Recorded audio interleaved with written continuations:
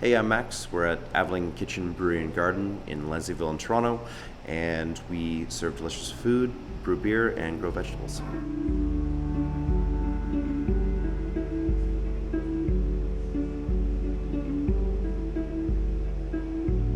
I was originally a chef. I worked at a few restaurants in Toronto, Montreal, moved to London, England, and it was while I was there that I wanted something that was similarly creative, similarly hands-on. Avling, it was in many ways an attempt to bring the sort of my experience in fine dining kitchens and my experience in sort of craft breweries back together and create a space that kind of replicated an English pub in terms of its ability to be a neighborhood hub, be a spot where people could drop in for lunch, brunch, dinner, drop in for a full meal, just a quick pint, a little bit of everything. I think in craft brewing, there's often a sense that anything goes and more is more. If it's possible or if you can get it, then putting mango puree or shaved coconut or habanero peppers into a beer is sort of the path to greater creativity and greater authenticity, originality. For us, we're trying to take the approach of being very deliberate with our sourcing, looking at where we're getting our grain from, where we're getting all of those secondary ingredients. So any fruit, spices, herbs, who's making it, who's growing it, why are they growing it? Can we find an unsung hero at a kind of underutilized ingredient that is important to us but maybe undervalued by, say, the kitchen? And I think kind of putting those guidelines or those sort of restrictions on yourself forces you to be a bit more creative. One example is the Saison, which traditionally used a variety of different grains.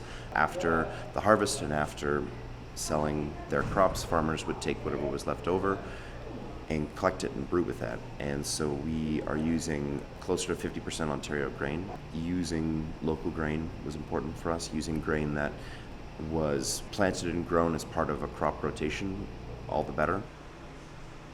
One project I'm really excited about is a partnership with a beef producer whereby they are going to plant a bunch of their grazing fields in summer cover crop, graze their cattle over top of that crop, which would probably be something like clover or field pea.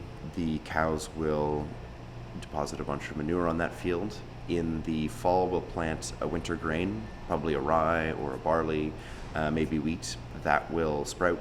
And then in the spring, when normally all of the snow would melt and carry out the topsoil with it, usually into lakes or streams, causing massive algae blooms and choking out fish populations and other plant species.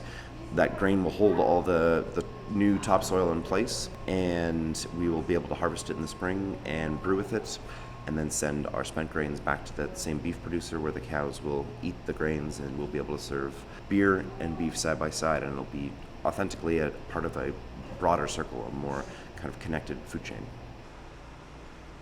As seasons progress, some things will take off the menu, not because they're not selling well, but just purely because we can't find those ingredients on a local basis. One of my favorite menu items is the flatbread, which changes daily and really is based on what we've got coming out of the garden upstairs, what our in-house butcher is making from the whole animals that we get in, what types of cheeses are available to us, and so it really is a kind of daily collaboration, a daily sort of exercise in what do we have, what's exciting, what's fun, what do we want to celebrate and put on a plate for everyone.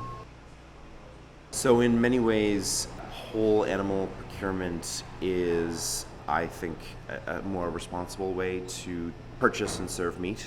Instead of using a few particular cuts from 100 different animals on a week-to-week basis, we're using 100% of just 2 animals. We've got a burger that we serve that is made up of some of the prime cuts from that cow, but also a lot of the trim from breaking down and preparing the other various sort of steaks and prime cuts.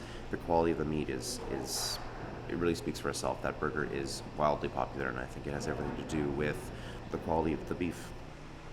What I'm really trying to accomplish with Avling is looking at ways in which we can use things like craft beer and look at, okay, what's the waste from from the brewing process, and where can that be redirected? So the wastewater from the brewery is going to our rooftop garden to irrigate the herbs and vegetables that end up on your plate, and the compost from the food waste feeds those plants. And we'd love to see the rooftop providing ingredients for the beer itself, and to really kind of bring it full circle.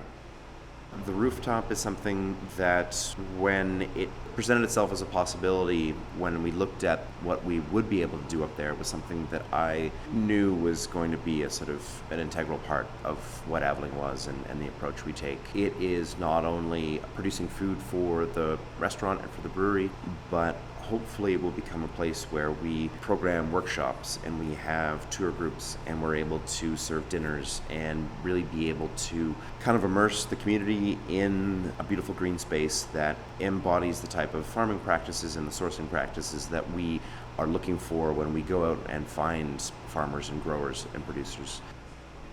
For me, the most kind of striking feature of the space, the bar, which is right in the middle of the room, that type of space really appealed to me, because I always want to sit at a bar, and I always want to ask questions, and I always kind of want to feel as though I'm in the middle of the action. And so having a big bar in the middle of the room that really draws your attention was important to me, because I think hopefully this is the kind of place that's going to attract passionate people that are interested in food and beer and where their food comes from, and what that all means, and really care about what they're eating. My interest in sustainably and responsibly produced food is entirely selfish. Necessarily, food produced in a responsible way tastes better. And for me, who's someone who came from the kitchen, who came from a culinary point of view, taste is kind of everything. It's how you get people to the door. It's how you get them to keep coming back. It's how you convince them.